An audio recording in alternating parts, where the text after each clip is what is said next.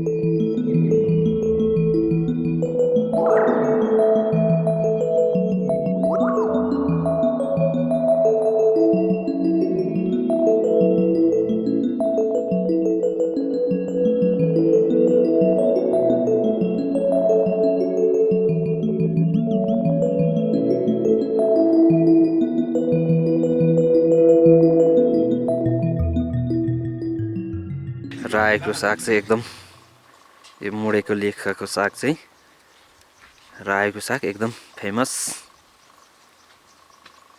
गुन्द्रुक बनाउनको लागि एकदम राम्रो। यसलाई चाहिँ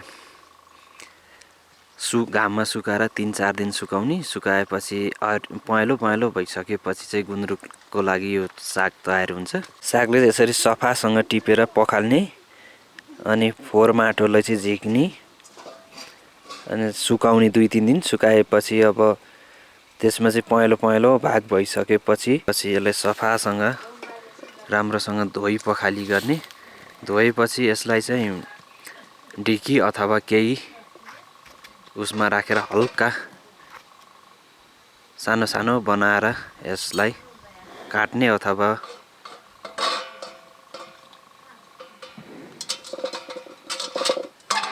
भाँडामा चाहिँ 2देखि 3 रात चाहिँ अलिअलि 2-3 लिटर पानी हालेर चाहिँ यसलाई यो भाँडालाई चाहिँ राख्ने। भाँडाभित्र राखिसकेपछि माथिबाट तातो पानी हाल्ने। तातो पानी हालिसकेपछि चाहिँ 3 दिन पछाडि भाँडाबाट झिकेको गुन्द्रुक चाहिँ यसरी तयार हुन्छ। तयार भएपछि यसलाई 3-4 दिनसम्म सुकाउने। सुकाएपछि अलि सुक्दै जान्छ। 3-4 दिनपछि सुकाएको गुन्द्रुक चाहिँ यसरी तयार हुन्छ। यसलाई चाहिँ हातले मजाले चलाएर चाहिँ घाममा सुकाउने। सुकाएपछि चाहिँ यसलाई अलि झुरिसकेपछि अथवा यसलाई पुरै सुकिसकेपछि यसरी छाम्दा पनि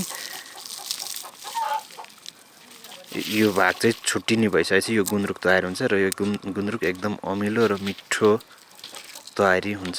यस गुन्द्रुकलाई चाहिँ नेपाली खानामा चाहिँ गुन्द्रुकलाई चाहिँ एकदम राम्रो मानिन्छ।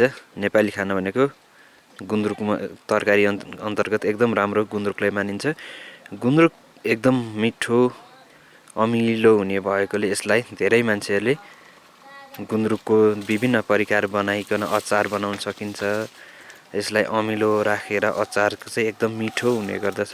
नेपालीहरूको खाना चाहिँ ढिँडो र गुन्द्रुक चाहिँ एकदम देश विदेशको मान्छेहरूले आएर नि खाने गर्दछन् र अहिले यस ठाउँमा चाहिँ गुन्द्रुकको अत्याधिक माग हुने गर्दछ।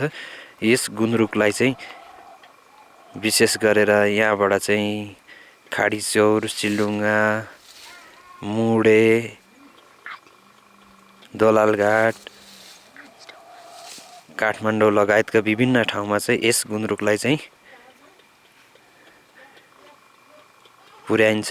यो गुन्द्रुक चाहिँ एकदम मिठो भएको हुनाले यसलाई चाहिँ माग अत्याधिक बढीमा मात्रामा हुन्छ।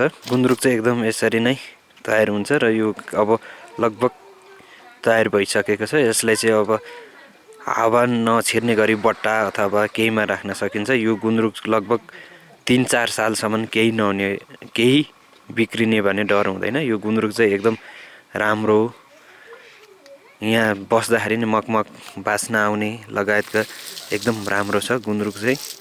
यो गुन्द्रुक भनेको चाहिँ नेपालीहरूको एकदम खानाको राम्रो हो र यसलाई चाहिँ तरकारी, विभिन्न अचार तथा परिकारहरू यसबाट बनाउन सकिन्छ। गुन्द्रुकको अचार, गुन्द्रुकको तरकारी लगायत विभिन्न परिकार अथवा धेरै यस परिकारबाट बनाउन सकिन्छ। यो गुन्द्रुक चाहिँ लगभग तयार भइसकेको गुन्द्रुक हो।